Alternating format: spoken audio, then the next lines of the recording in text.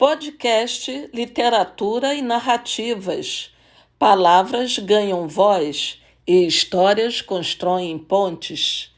Apresentação de Sônia Chaves Costa. Autora de literatura infantil e que há pouco tempo teve a Bienal do Livro, ela estava lá para mais um lançamento e é com muito orgulho que a gente recebe aqui. Ela vai se apresentar, vai contar um pouco da trajetória dela.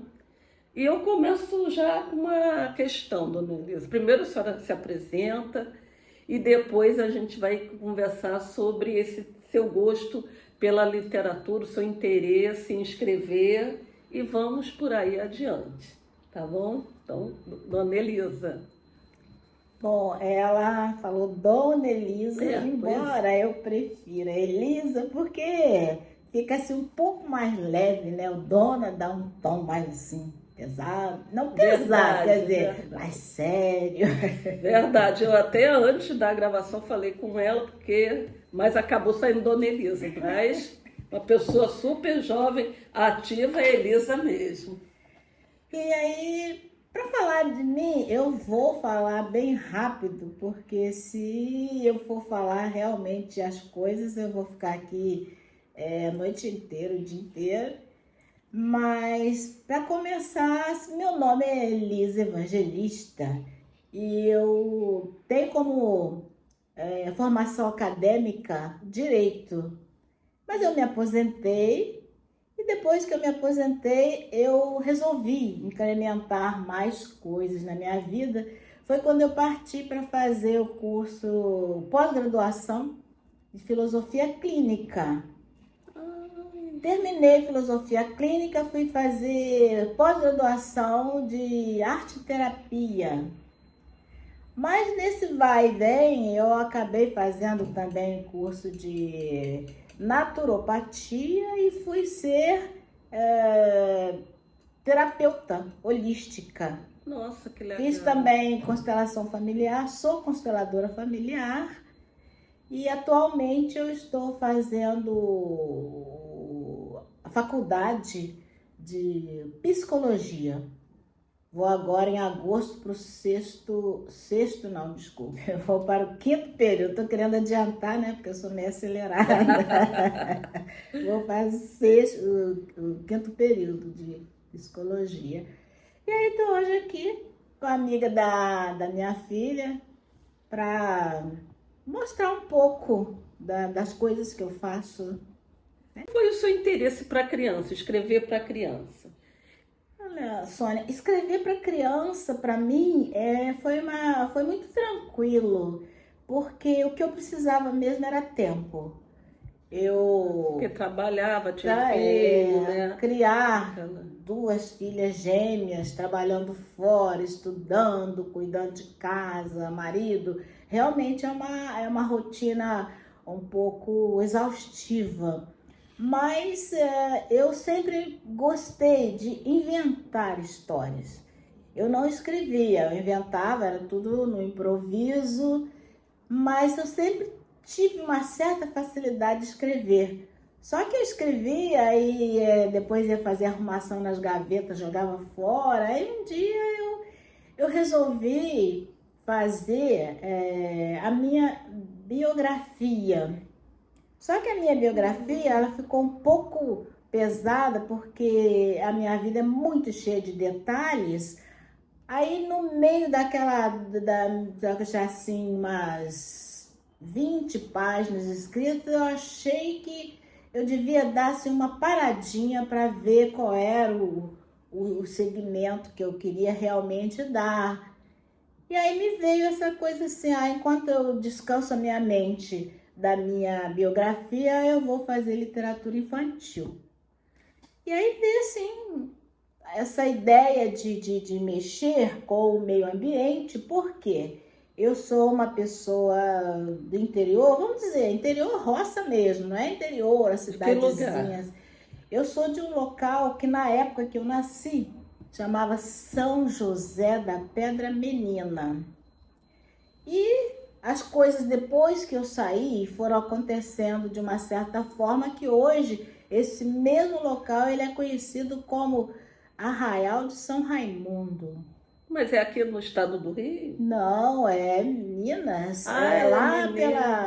pela Serra da Mantiqueira, aquele pedaço que vai, que a serra é muito extensa, né? Então ela corta várias partes do Brasil. E essa parte da serra, ela é ali próximo do Pico da Bandeira. Mas é um local ainda muito, assim, características interior.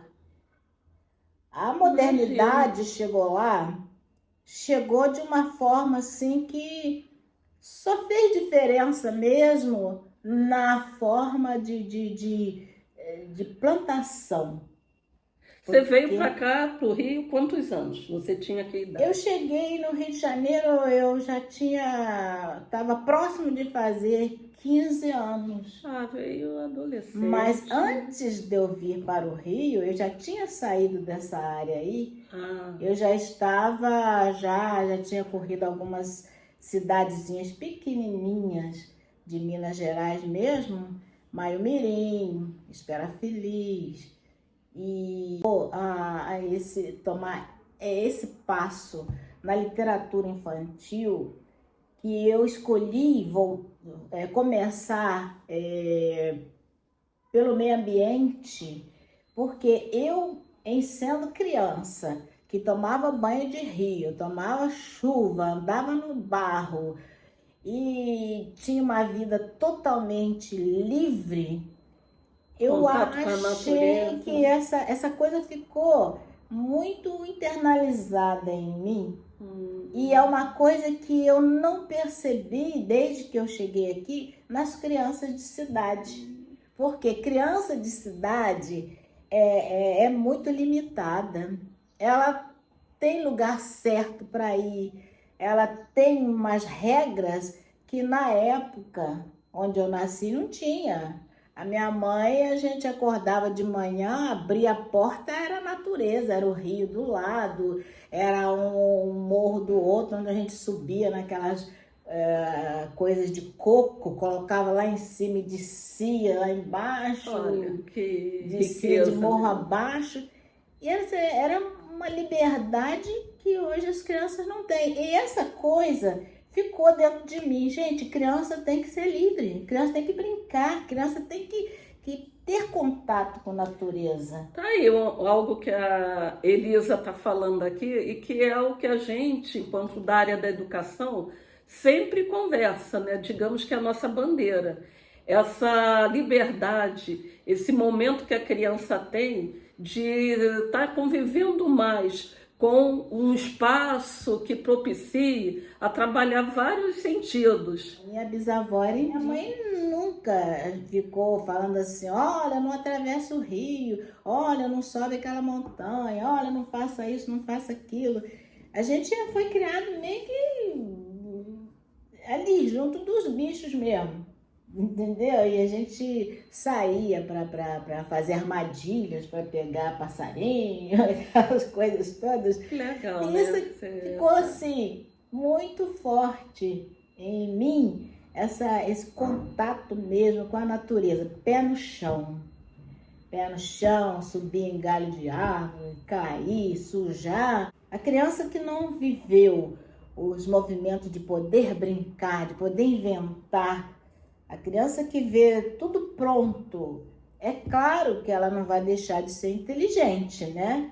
Mas ela não Mas a vai dificuldade vai ser maior, né? colocar aquele lado dela no brinquedo, pegar um sabugo de milho, botar uma rodinha assim de qualquer coisa, puxar. Isso aí é uma coisa que a criança não sabe nem que existe. Tá vendo? E assim a gente entra justamente nesse processo criativo. É.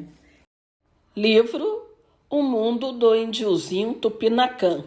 Então, essa foi a minha primeira criação do índiozinho Tupinacã, ter contato com a natureza, e aí ele começa a aprender os sons dos pássaros, dos outros animais, e ele começa a perceber que em certo momento ele faz, por exemplo, ele imita arara, e ele quer ouvir de volta esse som. e ele vai sentindo que vai diminuindo esse retorno. Ele fala com os pais ficam, mentira, você está inventando. Aí ele não desiste, ele vai até que ele convence os indígenas de que realmente existe essa coisa do sumiço dos pássaros. Uma coisa que ele percebeu e constata na realidade isso.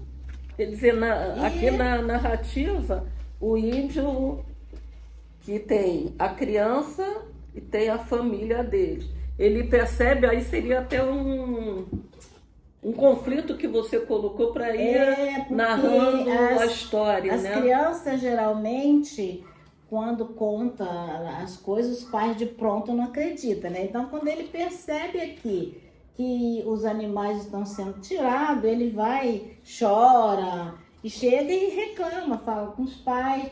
Mas os pais falam assim, história sua, sabe? Não tem isso de criança chegar pra gente, a gente falar assim, menino, você tá falando a verdade? Ele sente muito, mas ele não desiste. Uma das características que eu coloco para a criança, você não deve desistir das coisas, dos seus sonhos. E aqui tem muito esse diálogo. No final eu pergunto para eles se eles têm um sonho. Quando eu conto essas histórias também na escola, eu faço esse diálogo com as crianças. A preocupação de quem escreve para a criança é colocar a história de um lado e o desenho logo do outro. Porque a criança ela é agitada. Se você for ler uma página inteira para depois mostrar o que é, eles ficam querendo saber logo. Então, quando a gente escreve para a criança, a gente já coloca de um lado a história e do outro lado... Justamente que eles estão nesse período concreto, né? Não tem ainda aquele pensamento abstrato. Lin, o prefeito perfeito.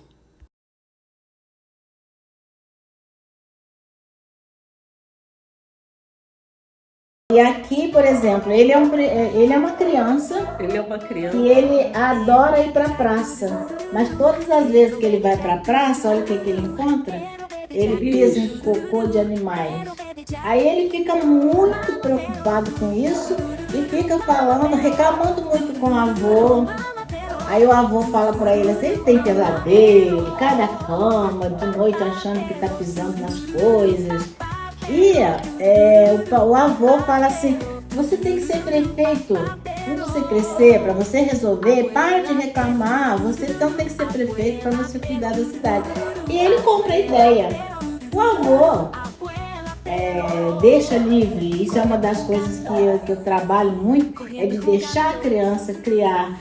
E ele fala assim, mas vovô, o avô fala assim, você é pequeno, você não pode ser prefeito agora. Mas ele fala, sabe como é criança, né? Criança não espera. Criança, você fala uma coisa, tem que acontecer. Sim. Aí ele vai e se candidata a prefeito. Ele fala, eu quero ser prefeito agora, porque quando eu for grande, eu serei um prefeito de verdade, mas eu tenho que aprender. Então eu vou dar essa liberdade. Ele vai, faz a campanha. E uma coisa que eu trabalho muito essa inclusão, porque aqui ele trabalha, faz a campanha junto do indígena, ele dá oportunidade, vote aqui, coloca aqui esse aqui é o indígena, esse oriental. E também pesquisando, nós não temos nenhum prefeito negro no Brasil. E eu até ia comentar, porque o menino, ele é negro e o avô, né? Então você já fez a inclusão. Eu fiz a inclusão aqui de raças, né? Porque a gente fala assim, é japonês, é chinês, não. Eu procurei fazer essa inclusão.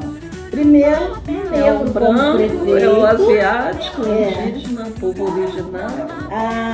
Aí ele compõe o gabinete dele de forma que a cidade vai realmente ser uma cidade limpa. Aí eu coloquei um pouco de modernidade, que é assim, o prefeito já fez todas as campanhas, já cuidou para que a cidade seja limpa, mas se ainda as pessoas não aprenderem, vai ter um drone, olha, que vai passar, vai ficar sobrevoando as ruas, e esse drone, na hora que a pessoa jogar o lixo na rua e não pegar, ele vai pegar o lixo e vai devolver para casa da pessoa. Por isso que aqui tem o drone. O drone, porque assim, como ele vai ser controlado, né, aqui pelo, digamos, funcionário da prefeitura, né? Aqui no caso, ele vai ser acionado automaticamente, então ele vai saber exatamente qual foi a pessoa que jogou o lixo na rua. E aí o final da história são as ruas limpas, crianças. E uma das coisas que eu me preocupo muito aqui na nossa cidade, Rio de Janeiro, você tem vários rios, mas não são rios, são esgoto.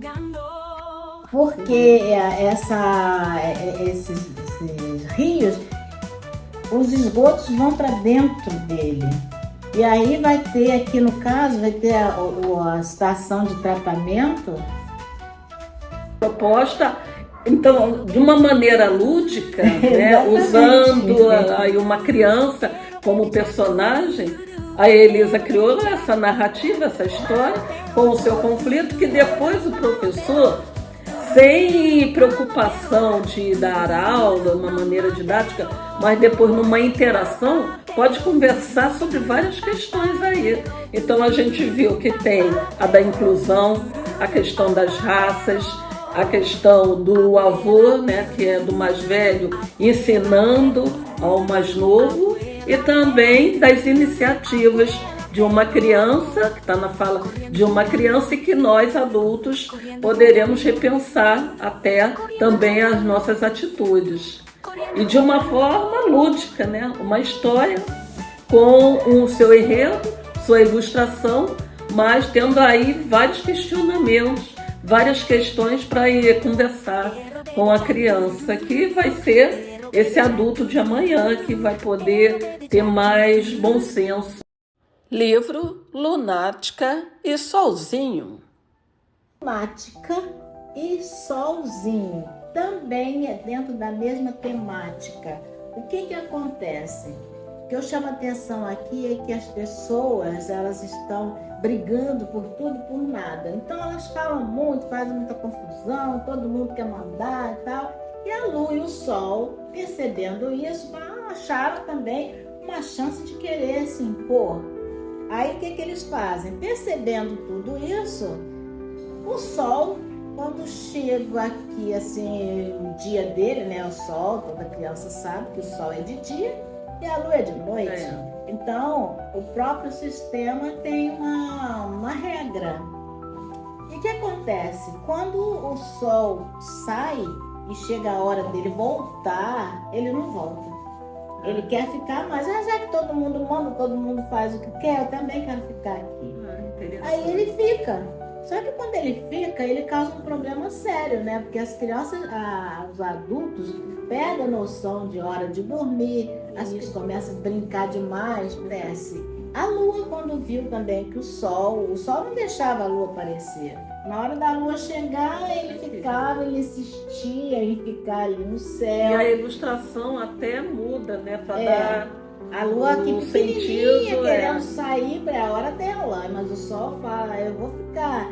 E ele todo felizão aqui, torrando tudo, né? Aí, e as crianças contentes logo de princípio, porque não escurece, vou ficar brincando. Aí, minha mãe não vai chamar, vou ficar brincando. Aqui chega um ponto que as plantas não resistem. Então aqui a planta já está aqui secando, porque nós temos não sabe, nós temos a Agência Espacial Brasileira. Todo mundo já pensa logo em NASA, né? E aí o que acontece? O pessoal fala assim, gente, mas como é que a gente vai resolver isso? A gente pode chegar na Lua? Pode, mas e o Sol, como é que faz? Aí, quando eles criam uma forma de subir até a Lua, eles chegam lá, a Lua tá lá tranquila, tá dormindo, não tô nem aí, é com a confusão que tá aí. Quando eles chegam lá, eles pegam, ela fica toda nervosa, querendo saber o que eles estão fazendo, ainda faz uma malcriação ainda, o que vocês estão fazendo aqui? Acordaram ela e tal. Aí eles falam assim, o que tá havendo? A gente tem que vir até aqui, porque a briga de vocês dois aí estão colocando o planeta no maior perigo. Aí ela conta que por quê? Aqui tá assim, lunática e solzinho, que na verdade o nome dela é Lu e ele é o sol. Mas aqui dentro é que a história está. Ela acaba dizendo assim, eles começaram a briguinha, então ele começou a dizer assim, sou lunática. Olha aí, a criatividade, o jogo das palavras. Aí ela fala, e você é o sol? Sim, porque você tá sempre sozinho? E ele fica com ciúme dela porque ele tá sempre sozinho. E ela, toda hora, é gente que põe sonda lá, é gente que pesquisa, é gente que vai lá. E aí... Solzinho, jogo de palavras, sol e o diminutivo zinho, mas nesse caso, querer dizer sozinho. Lunática, viver no mundo da lua, maluco, inconstante, excêntrico. E eles até então não sabiam o motivo dessa confusão. Eles só souberam quando chegaram lá. Que aí ela falou assim, eu chamo ele de sol. Fizeram uma terapia. Eu chamo ele de solzinho porque ninguém vai lá, então implica com ele. Você é o solzinho. E ele fala, e você é a lunática. Então começa aquela briga. Então aí que eles descobrem o porquê desse descontrole todo aqui na Terra. E elas falam assim, agora a gente vai ter que botar você e o Sol para conversar com a gente, porque vocês vão ter que chegar a um denominador comum. Vocês não podem ficar destruindo as coisas desse jeito. Aí ela acha até graça, né? Fala assim, como assim? Vocês vão no Sol? Aí eles falam, não, a nossa reunião vai ser online. Quebrou ela, né? Aí ela vai... E eles fazem realmente a reunião, ela de um lado e o sol lá em cima, e eles fazem online essa reunião. E no final dessa reunião, eles acabam ficando de bem, ó. Ela aqui fazendo coraçãozinho pro sol e tal. Por quê? No final do livro aqui eu digo que eles descobrem que é muito importante entender, para resolver os conflitos, você tem que conversar. Você tem que ninguém pode fazer o que quer. Eu termino aqui e falei, e desde aquela reunião o Sol e a Lua cumpriram com alegria o seu dever de aparecer na hora certa. Tem que ter o equilíbrio, não é? E eles descobriram que tinham um papel fundamental para o equilíbrio de tudo e que conversar é muito importante para entender e para resolver os conflitos. Porém, queria, para fechar aqui a nossa conversa, que você finalizasse complementando com alguma coisa da sua vida, do que você mais queria colocar aqui. Sinceramente, eu adorei, eu acho que o público, quem estiver acompanhando, quem for ver depois, acho que também vai se encantar com a história, com esse exemplo que você deu de escritora, né, com as dicas. E, sobretudo, né, trazendo para a gente esses livros, que é o mais importante, é a gente ter essa contribuição e a tua disponibilidade em conversar aqui. Nossa, muito orgulho. Então, fica aberto aqui o espaço. Eu quero dizer o seguinte, que eu fui à Bienal, eu lancei a Lunática na Bienal, lancei... o Índiozinho Tupinacã na aldeia Maracanã e o Lean eu lancei numa live que eu fiz Mas eu quero dizer também que a Bienal não é a primeira vez que eu vou, não. Eu fui na Bienal de Pernambuco Ah, tá, eu vi há um ano e pouco no atrás. Instagram. Eu fui com o Lin, foi escolhido para participar do 7º Congresso Internacional de Literatura Infanto-Juvenil de Ouro Preto. Que legal! Eles gente. pediram que mandasse um PDF do livro para poder ver se ele estava dentro das normas, etc, etc, porque tem uma universidade lá que faz esse congresso. E eu fiquei muito feliz dele ter sido escolhido para isso pela qualidade de texto, que eles queriam ver tudo. A coerência, texto, de modo geral, se estava dentro para Vários participar critérios, do congresso. né? E eu fiquei muito feliz com isso. E aí agora a Bienal do Rio, como é de 2 em 2 anos, eu estive na Bienal passada com ele, aí depois agora nessa eu tive com mais 2, que eu pretendo levar adiante esse meu projeto, porque escrever é uma coisa que borbulha assim na minha cabeça. Porque assim, fazer um livro infantil para mim é muito tranquilo. Não vou dizer que é fácil, fácil porque você tem que prestar muita atenção nas coisas. E eu procuro fazer uma literatura que ela não é paradidática, mas ela serve muito para ser aplicada. Então eu tenho esse cuidado e serve não só para criança, como para adultos também. E agora eu tive a felicidade de um professor, e pena que eu não estou lembrado do nome dele agora, eu sei que o primeiro nome é Leandro, que ele também trabalha numa escola em Caxias, está com um projeto lá, que ele levou esse livro aqui, já me convidou para participar no dia 29 de agosto na culminância do projeto dele. Então eu estou muito feliz com isso, que eu sou uma, vamos dizer assim, uma escritora super recente. Tem 2 anos que eu estou fazendo isso. Eu já estou com esse aqui que vai ser usado nesse projeto desse professor lá em Caxias. E o Lin, que já está sendo usado. E já tem a promessa também dessa mesma colega minha, que ela é minha colega da faculdade, que ela faz também psicologia, e ela vai também usar esse daqui, porque ela disse que vai dar um tema de astronauta, não sei se é astronauta, de alguma coisa relacionada à astronomia. Não sei, eu sei que ela disse que vai usar, ela falou que vai usar esse livro também, que ela vai falar sobre espaço, não sei bem a temática que ela vai usar, mas eu já Faz um link com a história. Estou muito feliz, né? Porque saber que esses 3 livros estão sendo úteis o suficiente para chamar a atenção de professores para trabalhar na escola, e o link está sendo trabalhado pela minha filha com sucesso, para mim é muito gratificante. Gente, que bom. E realmente, como a Elisa falou, a intenção não é o paradidático, de dar aula de alguma coisa, gramática, interpretação, nada disso.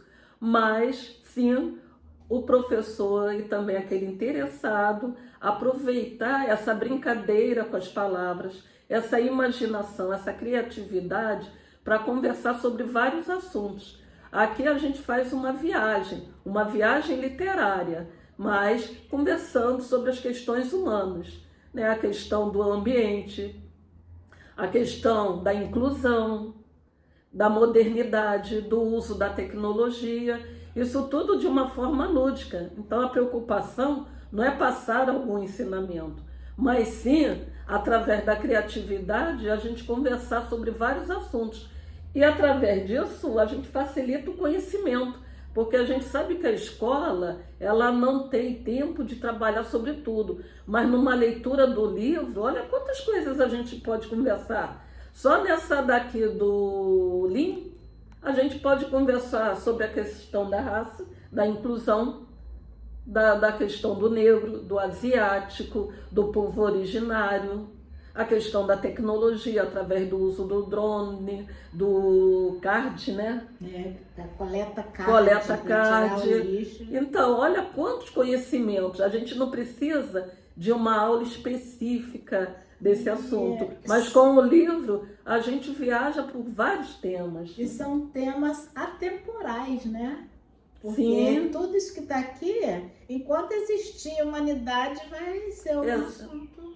Exatamente. É por isso que a gente tem que incentivar mesmo a literatura, escrever, ler, porque é isso que salva, né? Eu sempre falo isso aqui, que a literatura salva, a arte salva, né? E tá aqui um exemplo, sabe?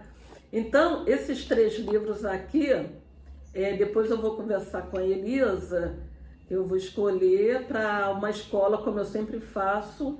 Tenho da Alessandra também, não sei se depois eu converso com ela, porque cada vez que trouxer aqui um escritor com um livro, eu escolho uma escola para fazer uma doação, tá? E até nos comentários, né, pode colocar alguma indicação de projeto, de algum trabalho, para a gente ver se tem como ajudar de alguma forma. É isso, gente. Então ficamos por aqui. A gente agradece aqui a Elisa, agradece também a audiência e participação de vocês e até o próximo episódio, tá ok?